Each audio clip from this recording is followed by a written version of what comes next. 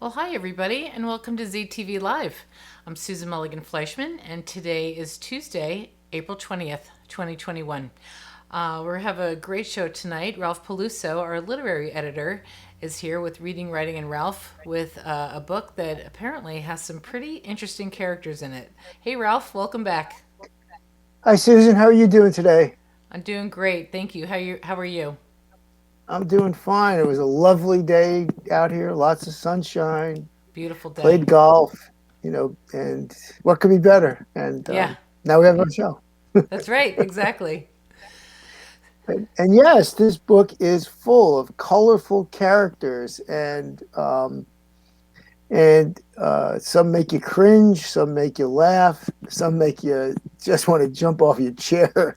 And so, but it's quite an entertaining first novel for a new author, and Cash Dangerfield. And I think we'll get into his characters and get insight what that was all about. Well, fantastic. Without further ado, let's bring Cash up on the screen. Hello, Cash. Welcome to ZTV Live. Hi, thanks. It's great to be here, Susan, Ralph. Thank you for having me. Sure thing. Uh, you're welcome. We are part of the Zebra Press, and we bring want to be the good news in somebody's life, and we spotlight new authors with new books, and even their second and third, fourth books. We love the locals, and they're a lot of fun. And our audience looks forward to hearing your story and how you develop those characters and what they're all about. So, and as we always start, we want you to give your background to our viewers. And viewers out there, if you got a question, type it in. You can hit the comment button, and we'll try to get it on the air and ask Cash. But tell everybody about your background. What do you do for a living? Oh, sure thing. So I'm a lawyer in Old Town. Before that I worked at a big law firm. Worked at a company, that's how I got the swanky jacket. They give these to you, and you're a lawyer. You have to pay for them, but uh, but yeah, I enjoy being a lawyer. But I'd always wanted to write a book. I've since I can remember. So I did. Yeah, and the book is irreverent. It's funny. It's entertaining, and and some of the family, the characters in that family, some of them you just want to grab by the collar and smack some common sense into them. So how'd you come up with this, and what was your inspiration for the Layfields and all of their antics? Uh, so, there, I tried to think of the weirdest, craziest things I could think of somebody doing, and then I tried to go a little bit further. Really, was what it was. I th- when I started out, I just started putting stuff on paper, and then I just I made a real list of character traits and least likely things to happen and most ridiculous things to happen. And I mean, it went on and on. It was like legal pads of just stuff, and then I pieced it together. And I mean, uh, everything kind of comes from your life if you're a writer. Some things are things that happened to me in kindergarten, twisted around a million times. But I wanted to write a book that was dark but funny, where you kind of uh, where you can laugh it off. Sort of, I feel like sometimes there's a lot of hostility going on in the world and difficulties uh, uh, and I wanted people to see that you can still laugh. Well, you will, but the approach and the tact um, with your book is different. Generally, um, this type of dysfunction, disrespect, prankish, boorish behavior is associated with, and I use Shameless is the Southside Gallaghers, that ilk of family, right? That are down and out. They struggle. They're in a lower economic strata. But the family you have here is wealthy and privileged, and Yeah. they go wrong. How do you get from how did you get there, right? Where privilege is so out of whack. Yeah, exactly. I mean, it's. I wanted to make something that was kind of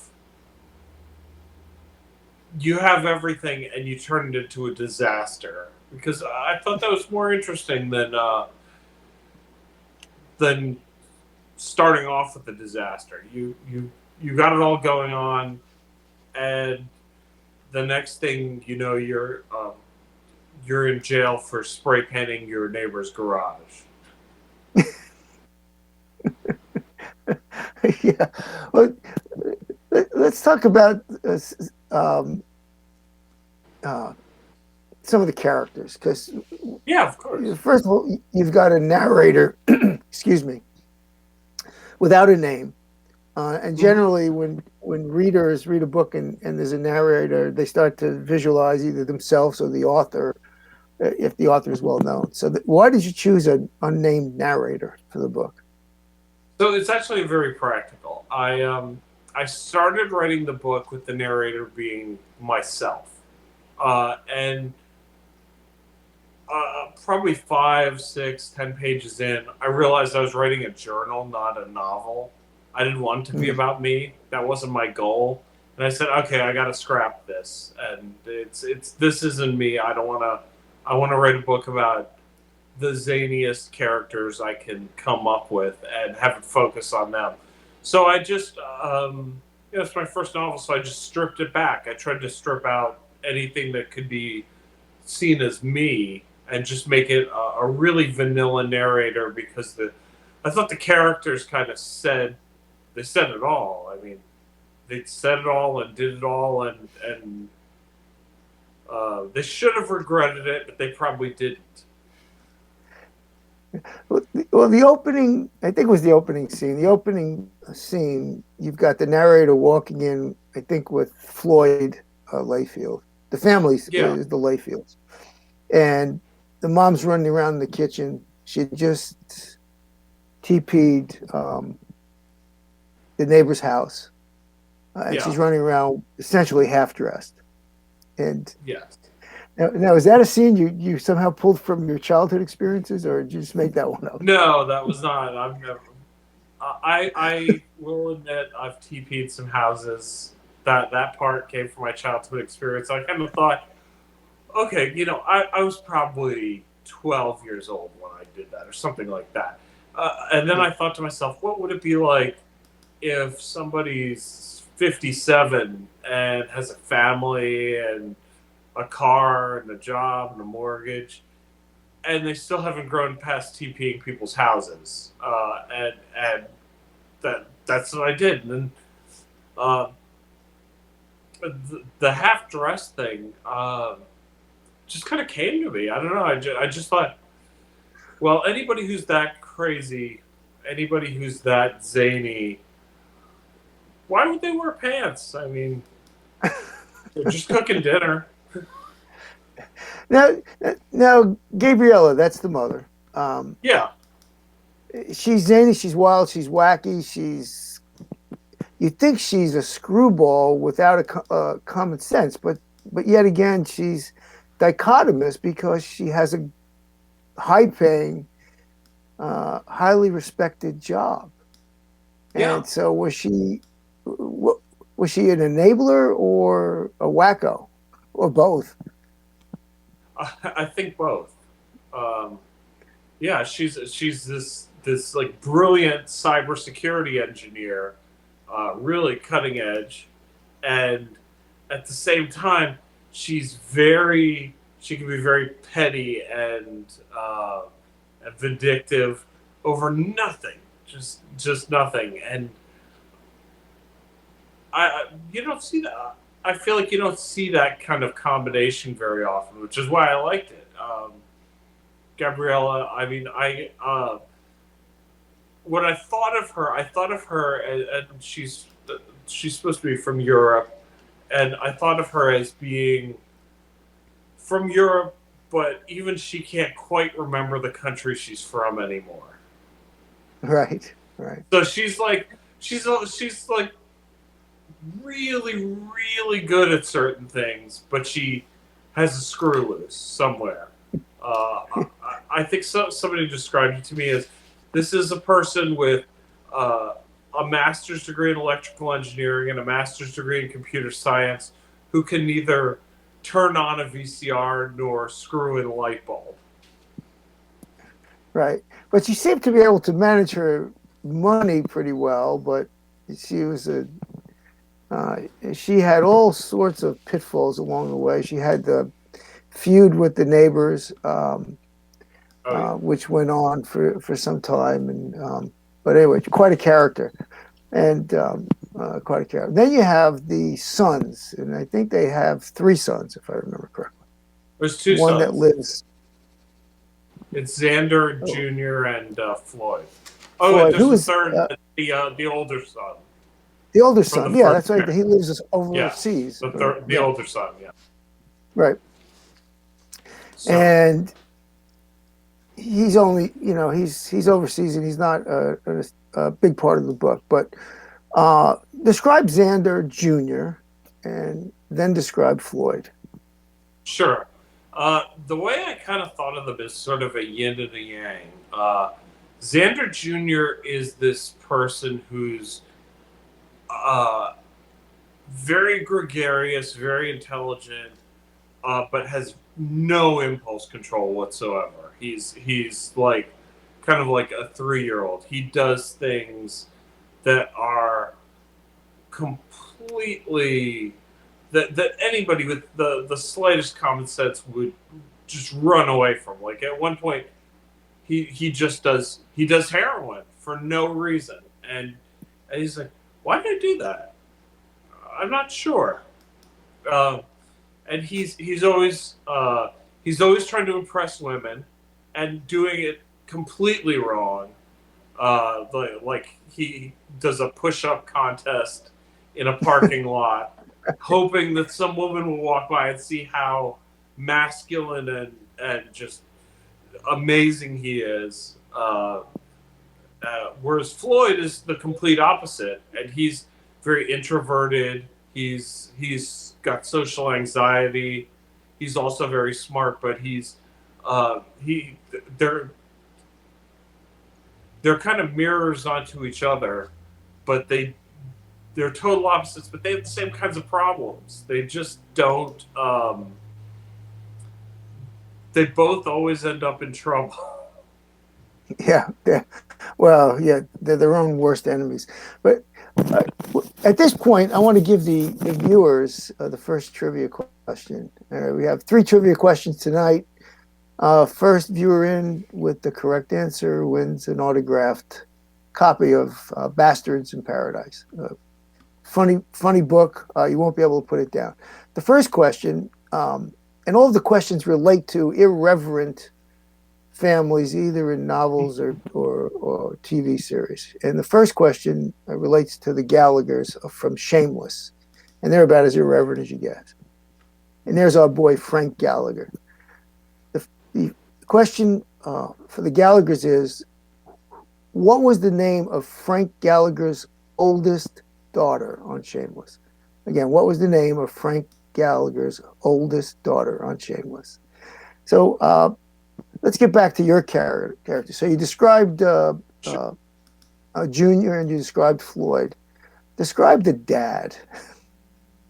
The dad is he's from this working class British family, and he's basically he's moved to the United States. He's moved around the world, and he's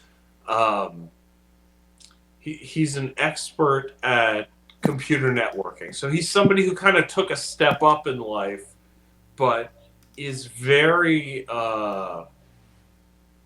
he can be very confrontational. He really cares, but he does the wrong thing. I'll give an example. It's fairly early in the book.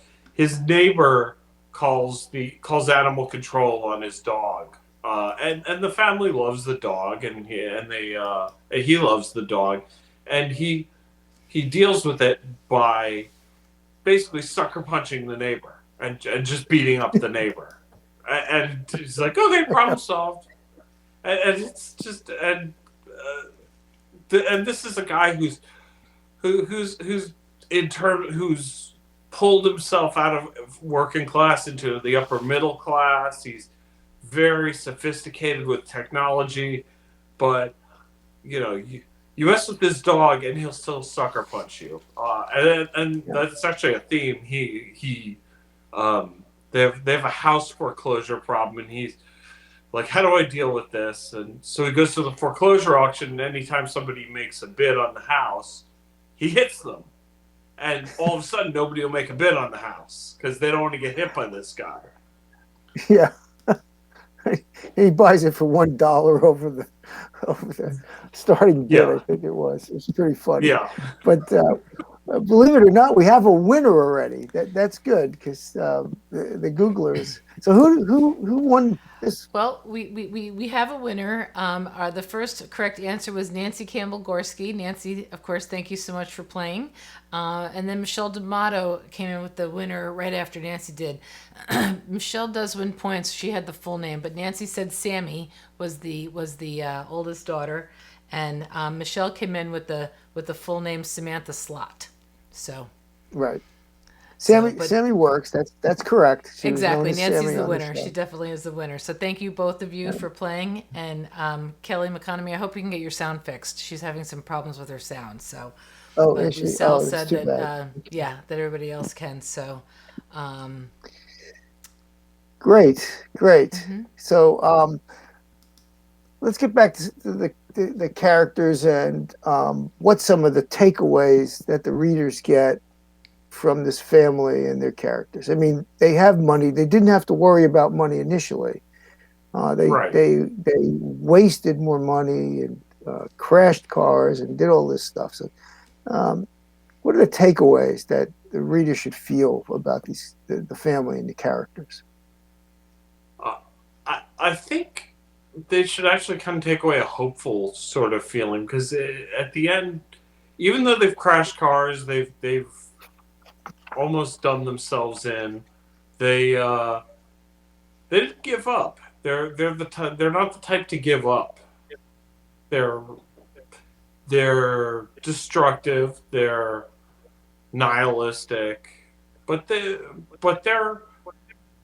can see the humor in their situation, which I think is actually kind of difficult for a lot of people. Where something really pretty bad happens. I mean, your money goes away. I mean, the mother goes from really high end cyber engineer to like a substitute teacher, and just takes a huge pay cut, and just keeps going with it. And she's more concerned about the fact that thinks she's gonna get caught stealing lunches out of the break room than she is about the money.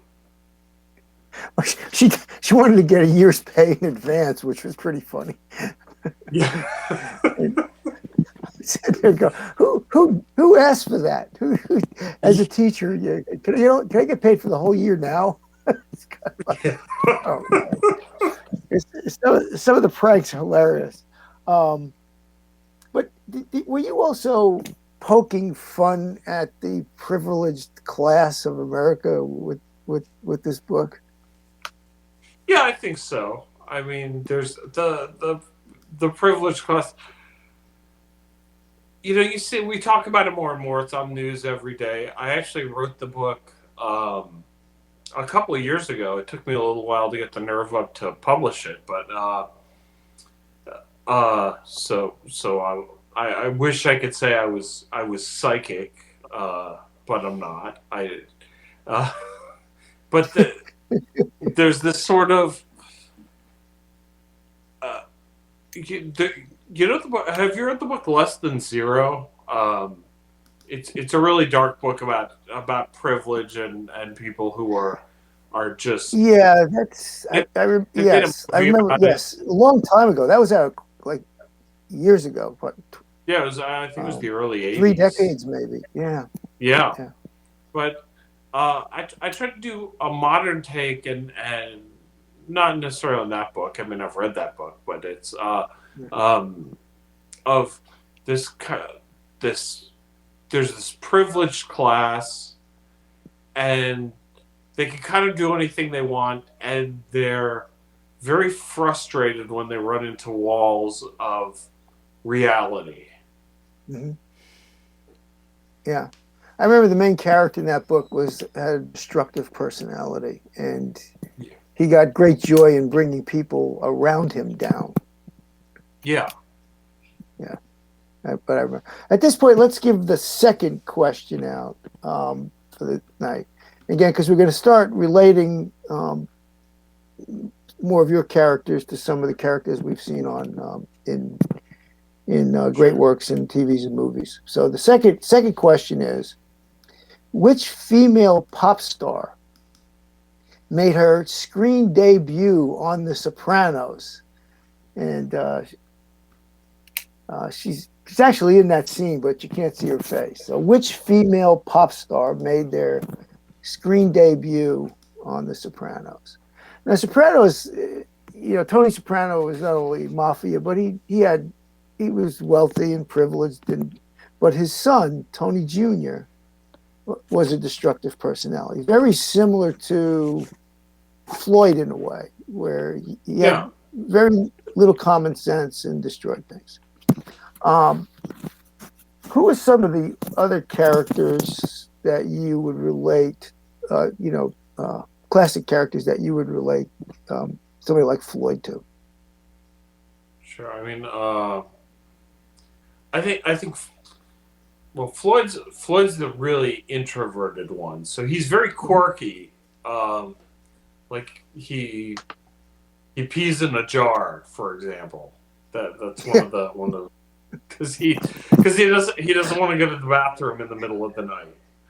yeah. Uh, So he dumps it out the and, window. yeah, it just dumps it out the window. Uh, I'm trying to think of who else like classic characters. I mean, there's Kramer from Seinfeld, who's a terrific character, is zany. You see, Yes, I yes. think uh, I think Floyd's a little bit more muted, but there's still that slides on in and has this big idea. I think it kind of applies to almost all of the characters. They'll have this big idea. They'll have money without working. Nobody is quite sure where it comes from. They'll uh, it's one wacky thing after another, and somehow it all works out. But for these guys, it kind of doesn't. I don't know if you ever saw there was a series called Schitt's Creek, and it was about this family that was very wealthy, very privileged, New York, and they fell upon hard times. They were being chased by the IRS, and they end up in a small town called Schitt's Creek. The two children, Alexa Rose and Danny Rose, um, had absolutely no common sense, right? Yeah, Because they were so privileged, right? They didn't even know how to boil water, essentially. And yeah, and then you take a character like Xander Jr., who hmm doesn't even know how to, what it takes to fix a drip, you know, a yeah, dripping faucet. And he said, how do you get a character with that goes to the right schools and gets the right education, and then when they come out, they just are lost souls. How do you come up with a character like that? I mean, I for him, I kind of thought of somebody who's I really did think of like this privilege and education. I don't think it's in the book, but in my notes, he went to Oxford or the Sorbonne or some really fancy school, He's got a PhD, and he can't and he can do all sorts of things, but he can't do anything practical. And he just totally um, impractical, like fixing the drip. He doesn't think to turn the water off before he takes the faucet apart. He just and it's like you go to Oxford and you go through all that trouble and spend all that money, and you don't twist the little knob under the sink that a You don't, 5-year-old knows about. you don't even think about that. It's it's correct. It's just amazing, and the lack of just common sense is just staggering. So, and we have a winner already. I tell you what, they're on their toes today. The audience, the viewers. It's They fun. are on their toes today, and I was actually hoping that somebody else was going to say, but it's Nancy Campbell Korsky came up with the correct answer. Oh, Michelle D'Amato just came up with it. So, congratulations, Michelle. Thank you for chiming in. Nancy, you are already getting a book, so we'll give it to the second place winner, and that's Michelle D'Amato. And of course, the correct answer was Lady Gaga. Lady Gaga. And we'll throw the third one out there because we're going to talk a bit about the pranks here in a second. And this way we can get through all the pranks to talk about. So the third trivia question is, and they're going to jump on this pretty quick. The third trivia question has to do with Peter Griffin, who's about as irreverent as you get. We all know Family Guy. And Right. the things he does. And I think, Cash, you brought up the one where Peter Griffin crashed his car into this massive satellite dish that served as a hub for the town of Quahog, and everybody was out without TV. And then, of course, he blamed it on his daughter. He blamed his daughter. Yeah. So we'll get to some of that in some of the pranks. But the third question is, what is Peter Griffin's favorite song? Again, what is Peter Griffin's favorite song? So let's talk about the pranks. Some are innocent, some are not so innocent, some are cruel, some are hilarious. How much have you drawn on your past, and then which of you think are the funniest in retrospect, and which are the ones you shake your head at and say, how the heck did that happen? Yeah. So I did play pranks when I was younger. No, I don't think any of the ones I did actually made it into the book. There was one. This was a fun one. I was in high school, and there were with two friends. We got in a shaving cream war, and what it was we would cover each other's cars in shaving cream, and sometimes we'd write stuff on them. And it would usually end up becoming kind of a 2 against 1, and it was constantly shifting, and it kept escalating until finally one day, this was we bought like $50 worth of shaving cream, which in 1997 dollars was a lot, and I. Remember those old car passcodes where you could type in the number? I knew the number to one of my friend's cars, so we completely filled the car with shaving cream, and this. So here's me doing a little bit of this. I had forgotten that he had given me a ride to school that day, so I had to ride home in this car full of shaving cream, and and he just said, get in. And then he rolled the windows down on 495, and shaving cream started pouring out. And he's like, "Do you think we should go through a car wash with the windows open?" But, No.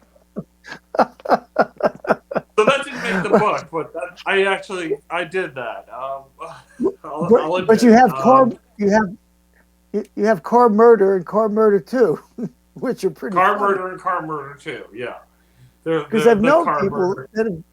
that have done that have murdered their cars, and Yeah, by ignoring the oil light, and it'll be fine for that another actually 1,000 miles. was. I knew somebody who didn't pay attention to the oil light. He said oh yeah, it'll get brighter or something, and that was it for the car. So I thought, okay, this is perfect, especially if you do it to your dad's car, and he just can't handle it. And then uh, it, the car murder too was where he liked to buy really cheap cars. This is Xander Jr. Um, because he knew they wouldn't. He could buy a Ferrari and it would last him about a week before he destroyed it. So Yeah. he would buy. He figured out to buy cheap cars, and he needed to get rid of one because it wasn't doing well, and he sold it to some guys, and then he starts getting all these calls and letters from the police department, and he's just kind of throwing them away, ignoring the calls. And it turned out they bought it cash from him, which he thought was great, but they used it in a murder, and the car, and he never transferred the papers because he's this character who has a lot of book smarts but no practical knowledge. So No he's like, practical. what do you mean? What do you mean car title? What's a car title? And so the car's in his title and it's got murder evidence in it, and the police want to have a talk with him. Right. No, yeah, that was a good one. I loved Car Murder, and I also loved the one where they got thrown out of the restaurant where one of their friends got tricked into removing asbestos for $150, I think it was. Yeah. Yeah, he got somebody convinced him. He was their I guess housemate. He was a character who just moved into the house. Right. And that was another one of the sort of running jokes is they didn't have a lock on their front door, and the narrator says, "Why don't you have a lock on your front door?" And Floyd says, "Oh well, locks are meant to keep out all the people who live in this house, so it's really a waste of money." The other one that was just so you think about logic is when they saw the support beams holding up the staircase. Oh yeah. You go like, oh my gosh, what the heck are they thinking here with this? Yeah, they were trying to move three of them in on that one, and yeah, of course, eventually the staircase gives out, but that's pretty funny. The staircase. But I've got a funny story that wasn't car murder, but it was definitely injured car. Because I had a brand new Camaro back in New York City, and I moved into an area where I didn't have a parking on the street, so I left the car at my parents' house. And I was assured that no one would drive it. Well, my father went out for a drive, and he ends up getting into an accident, and the back got hit, or he hit something backing up, I don't know. And so he decided to fix the trunk himself, but when it rained, it leaked, the water got in. So to cure the problem with all the water in the trunk, he decided to drill a hole. Except the gas tank for the Camaros were flush against the trunk. So of course he hit the gas tank. So to fix that problem, he put a screw in to tighten it down so that the gas wouldn't come up. But he still hadn't fixed the water problem. So guess what he did? He drilled the other side of the tank, and of course got the other side of the gas tank. I get in the car, and the thing stinks of gasoline. I said, "What happened to the car?" And he says, "Oh, I don't know." And my mother told me what happened. It beats me. I don't know. It must have been that way. Yeah. And we do have a winner for the third question. We do have a winner, but Ralph, that is a hilarious story. I can't believe your father did that to your car. Oh my He gosh, did. It's true. what a tangled web we weave, right? When we practice to deceive. And Absolutely. Oh, we do have a winner, and that was Nancy Gorski, came in with the correct answer of surfing Again, bird. surfing. So Surfing congratulations, bird. Nancy. Wow. Very good. And Kelly never made it. No, But I yeah, think she's having that was my difficulty with dad. her He was sound, which is that too was my bad. dad. Yeah. So how many of these? You've got tons of pranks throughout this whole thing, and tons of comic situations. Uh, how many of these did you draw on from your practical application? Because I when I went through it, I said, yeah, been there, done that one, and yeah, I've done that one. But how many of you pulled yeah. on? Not that many.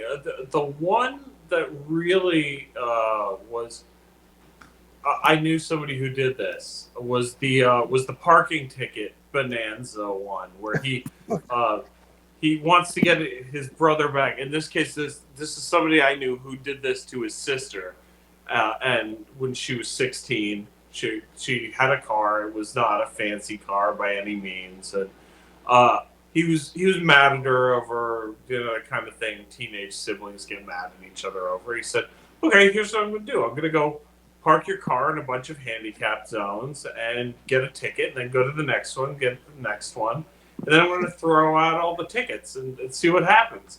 And what he didn't realize was his 16-year-old sister didn't own the car. His mother actually owned the car. I mean, his sister drove the car. It was her car, and his mother gets pulled over and gets arrested and taken to jail because he'd been throwing out fifth notices and I mean she wasn't in jail very long. She was so Wow, mad. She was so mad. But that's one um, that was that great. I know somebody that happened to. It was just some poor planning. Yeah, they're great. This is a book loaded with funny stories. It's sardonic. It's dark at times. It's lively at times. It pokes fun at I have to say pretty much everyone, and it's Yeah. completely irreverent and quite entertaining. So what's next? Where do you have Paradise and Bastards 2, or do you take a different direction? Or? So it's going to be a different direction. Let's see. First thing I want to mention while I remember it is the very next thing is there's a neighborhood book fair on at Prince and Fayette this Saturday. I'll be doing a signing. It's sponsored by Harmby Books, so you can see me there. Make sure to do a shout out to them. And actually, my book is in the. It's a finalist for the Devon and Cornwall International Novel Award. Oh wow! So Congratulations! Yeah. those are going on. But I actually have. So I've written about half of my next book. I think it's more serious. Well, it's about World War II. So my great grandfather was a motorcycle cop in Holland, and he was born in the 1800s. So he was sort of at the late end of middle age in World War II, and he became part of the Dutch resistance. So he hid a lot of people. I mean, that's what he did. He hid people from the Nazis, and Wow. I was sort of really inspired by that. But I didn't want to write a biography of my great grandfather. So that's about as far as it goes with him. And what I really kind of have going is it's like a really hard boiled western set in that kind of with this sheriff who's looking at his own mortality, who's looking at his own am I past my prime, and then is doing the thing that's probably the greatest thing he does in his life. So that's where I am with the next book right now. Great, and good luck on the award process. That could be very Thank exciting. very exciting.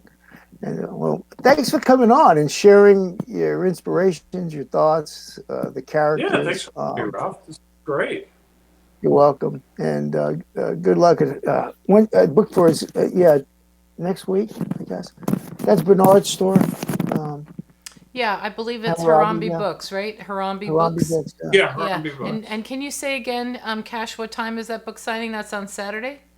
Yeah, it's Saturday, 11:30 till 5, and it's gonna be. I think it's gonna be like kind of out in front of the store. If you know the store, it's easy to find, but Yeah, it's Prince Street and Fayette. Prince and Fayette. There Perfect.